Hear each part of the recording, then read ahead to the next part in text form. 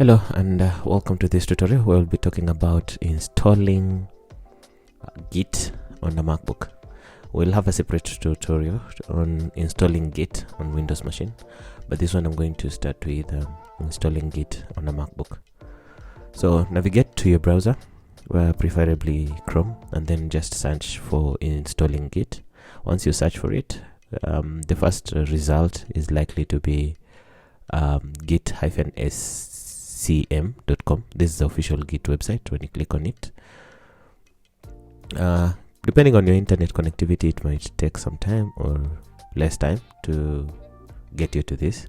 So installing it on Linux, Mac OS, and installing it on Windows, those are three different things. But on this one, on this tutorial, I'm going to focus on two operating systems, that is Windows and Mac OS. So there are several ways to install Git on Mac OS. The easiest is probably to install Xcode command line tools. Okay, so what is Xcode? Xcode, actually, let's just what is Xcode? So to answer you, Xcode is what it's a development interface. It's an IDE developed by Apple themselves to assist in people creating software around the Apple system or the iOS system. So when you install Xcode, it comes with Git itself. So most current MacBooks come with the ability to just install Xcode from the App Store. So for Android systems, it's Play Store, but for Apple systems, it's App Store.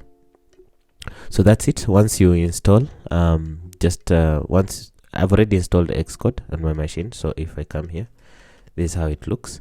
But so I'm not going to focus on how to install Xcode because I've already installed it. You can go ahead and install the Xcode. Once you're done, just head to your terminal from anywhere and type in git version. This is the first command to see if Git is installed. If it gives you the version number like here, version 2.39.3, then yeah, Git is installed. So that's it on how to install Git on a Mac OS system or on a MacBook. See you in the next tutorial. We'll be talking about how to install on a Windows machine.